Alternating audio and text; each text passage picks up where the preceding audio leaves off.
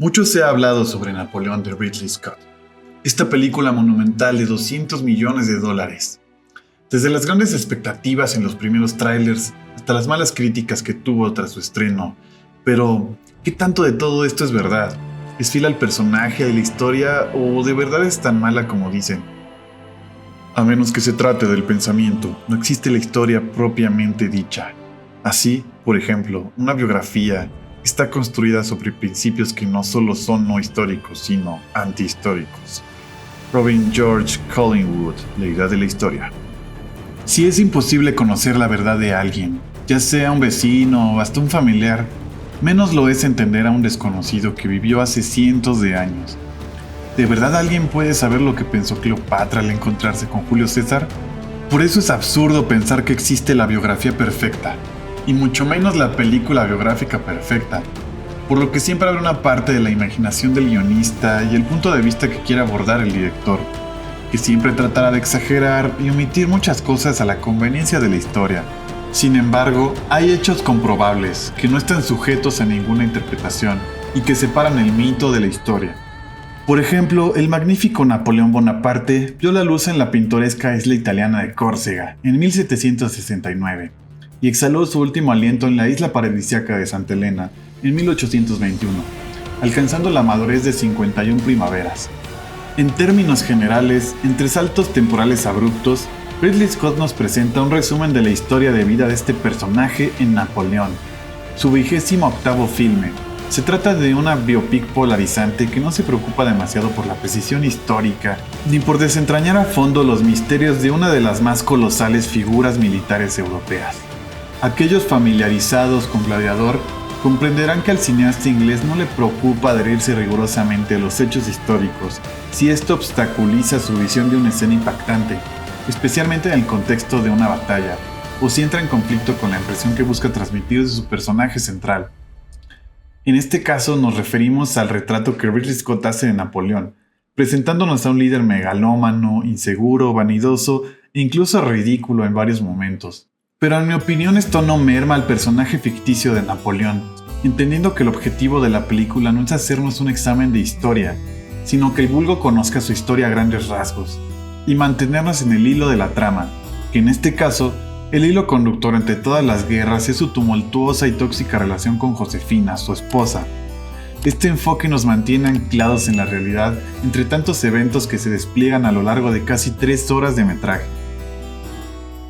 Pues seamos sinceros, el 99% de las personas que ven esta película solo saben de Napoleón que fue un gran conquistador y estratega militar, nada más. Por más icónico que sea el personaje, la gente no conoce a detalle su historia.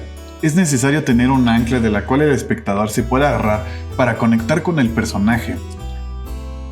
Las cosas tienen que mantenerse simples para que el espectador ignorante de toda la extensa historia de Napoleón pueda entrar en la trama sin que se le haga algo pesado o tedioso. Por algo no pasaron en los cines la versión de 4 horas. Ridley Scott en sus propias palabras dijo: "Una película no puede ser una lección de historia". Claro que se agradece cuando una peli se esfuerza con su rigor histórico, cosas que en Hollywood no pasa mucho, pero en fin. Y es que una superproducción de $200 millones tiene que ser redituable y entendible para todas las personas, no importa si no tienen la menor idea de la vida de Napoleón. El problema es cuando los historiadores la ven y se dan cuenta de todos los absurdos que tiene la película, y los franceses ya ni te cuento. Es como cuando los gringos hicieron Viva Zapata en 1952 y Marlon Brando interpreta al caudillo mexicano. Así es, Marlon Brando como Emiliano Zapata. Por cierto, curiosamente Marlon Brando interpretaría a Napoleón 2 años después en la película Desiree, de 1954. Este gran actor sí estaba en todo en esa época. Sin embargo, el público objetivo de esta película no son ni los franceses ni los historiadores, ni siquiera la gente culta que tiene un conocimiento más profundo de la historia del gran conquistador. Sin ánimos de ofender a nadie, el público son las masas que desconocen la historia, las masas ignorantes. En ese sentido, cumple su objetivo, no solo de entretener, sino también de despertar la curiosidad para que, al final de la película, desees investigar y conocer un poco más sobre la historia. Incluso yo, que casi no sabía nada sobre Napoleón antes de ver la película, me puse a indagar para comprenderla mejor, Ahora sé que, por ejemplo, Napoleón invadió España, lo que contribuyó a la independencia de México, cosa que me molestó, pues no sale en absoluto en la película, a pesar de que esta derrota es un hecho clave en la caída de Napoleón. Este personaje tuvo un impacto a nivel mundial, llevando tanto sufrimiento como las ideas de la Revolución Francesa a Europa. Esto último no se ve mucho en la película, pero la parte del sufrimiento sí que es clara en la brutal puesta en escena de las batallas. Antes de entrar de lleno en la crítica de esta película, hay que hablar de los antecedentes. Y es que el legendario director Stanley Kubrick dejó este mundo sin poder concluir su mayor sueño, dirigir Napoleón. Kubrick decía que su Napoleón estaba destinado a ser la mejor película jamás filmada, literalmente. Me fascina. Su existencia ha sido descrita como un poema épico de acción. En un sentido muy concreto, nuestro mundo es el resultado de Napoleón. Todos los temas que le conciernen son contemporáneos. Los abusos de poder, las dinámicas de la revolución social, la relación del individuo con el Estado, la guerra, el militarismo. Así que mi película no será otra polvorienta pompa histórica, sino un film acerca de las cuestiones básicas de nuestra propia época. Stanley Kubrick, el director de cine como superestrella, 1970. Kubrick estaba obsesionado con este personaje. Tenía un archivo completo de investigación sobre él con cientos de libros ordenados por categorías, desde qué le gustaba comer hasta el clima en cada batalla. Incluso hay un libro que recoge toda su investigación titulada El Napoleón de Stanley Kubrick, la mejor película jamás hecha. En su película quería a David Hemmings como Napoleón y a Audrey Hepburn como Josefina, dos actores que en esa época la estaban rompiendo. La sexualidad de este Napoleón era potente, incluso para un film del cine sexualmente audaz de los años 70. Josefina y Bonaparte tienen relaciones rodeados de espejos que van del suelo al techo. Ella lo traiciona con un amante mientras escucha a Napoleón en off en la batalla, declarando su amor y deseo por ella, algo muy intenso. Cosa que en la cinta de Ridley Scott es todo lo contrario, las escenas sexuales son muy básicas. Sin duda la película de Kubrick se hubiera vuelto un clásico instantáneo, lástima que nunca podremos llegar a verla. La buena noticia es que Spielberg hará una miniserie de HBO con el guion original de Kubrick. No te olvides de suscribirte para que te enteres cuando salga. Regresando al tema, aunque la de Kubrick seguramente hubiera sido mucho mejor, una película no se puede comparar con una cinta que nunca se hizo. Así que hablaré de los aspectos técnicos de Napoleón de 2023 siendo objetivo y sin hacer comparaciones. Actuaciones. Tiene un cast de primera, con Joaquin Phoenix y Vanessa Kirby, que se roba los reflectores con su interpretación en varios momentos. Phoenix por su lado hace un Napoleón megalómano, que nos recuerda su interpretación de Comodoro en Gladiador. Por momentos es casi autoparódico, durmiéndose de pie en varias escenas, no sé por qué, y con momentos de rabietas un tanto infantiles, que nos hace reír y hacen al personaje más mortal, y esta vez es un tanto ridículo. Se nos muestra un Napoleón dependiente de su esposa, menos mujeriego que como debió de haber sido, pero con su grado de complejidad.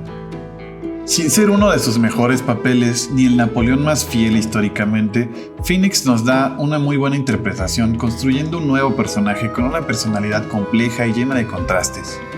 La fotografía es magnífica, manteniéndose en los tonos fríos y ocres, resaltando la epicidad cuando es necesario. Destaco las tomas subacuáticas de los soldados rusos cayendo al lago congelado en la batalla de Austerlitz, así como la flexibilidad para adaptarse a la emotividad en cada escena, manteniendo una estética elegante y sobria. Muy buena fotografía. Arte. Tiene un diseño de producción despampanante, con vestuarios muy bien cuidados, aunque tiene algunos errores históricos como toda la película. Por ejemplo, hay una guillotina al principio que no es como lo eran en realidad las guillotinas por esa época, por lo mismo se tardan un rato en acomodar la cabeza de María Antonieta. Así que algunos errores, pero en general cumple. Guión. El guión supo resumir bien toda la historia del personaje en 3 horas, cortando muchas de las batallas más importantes y toda la campaña de España, ni siquiera mencionándola y centrándose en la relación de Bonaparte y Josefina. A veces en el proceso inventando cosas como que se regresó a Francia a mitad de la campaña de Egipto porque su esposa lo estaba engañando. Y sí lo estaba engañando, pero regresó mucho después. Y otros errores históricos que no son tan graves, pues son intencionales para que la trama se entienda, como por ejemplo que Napoleón está en ejecución de María Antonieta. Esto sucede al mero principio de la película y se hace para que se entienda el contexto en el que está de la Revolución Francesa. Esto se puede entender como una escena onírica, pero también hay otros errores en las batallas y bueno, en general la película cumple, por lo que le vamos a dar al guión un 7. El sonido es abrasador y envolvente, y te atrapa en cada batalla. El soundtrack acompaña muy bien tanto las canciones clásicas francesas como la música original. La edición es ágil y permite que no te aburras en ningún momento y no pierdas el hilo. Además, para resumir lo mejor de 4 horas en 2 horas con 38, está bastante bien. La batuta de Ridley Scott sigue la línea de sus anteriores films y se nota en su estilo propio. Al ser su película número 28, tenemos una dirección sumamente sólida, en la que se nota la experiencia del director para impresionarnos. Conduce a los actores para que terminemos involucrándonos con ellos y nos mantiene metidos todo el tiempo en la trama. Me sorprende la habilidad del director para pasar de un planteamiento a otro de una manera tan fluida, conectando escenas íntimas y dramáticas con momentos graciosos y luego con brutales secuencias de batalla muy bien coreografiadas, que son de hecho lo mejor de la película, destacando la batalla de Austerlitz en el frío invierno ruso. Todas las imprecisiones históricas del guión se compensan hasta cierto punto por la dirección y las batallas tan épicas. Tomando en cuenta todo lo anterior, si te gusta la historia, la película te parecerá un 6. Si no te importa, eres fácil de complacer, hasta un 9. Así que siendo objetivos, yo le voy a dar un 8 sólido. Sí, yo sé que tal vez Kubrick se esté revolcando en su tumba en este momento y si la viera diría que es una total mierda. Pero hay que entender que no todo el mundo conoce también la historia de Napoleón y mucha gente después de ver esta película va a tener ganas de investigar más y conocer por qué fue tan importante para la historia mundial. Así que yo los dejo. Si les gustó este video no olviden suscribirse, denle like por favor, eso me ayuda mucho a seguir haciendo estos videos y seguir creciendo en YouTube, así que se los agradecería. Sin más, yo soy el Malo y nos vemos en el próximo video.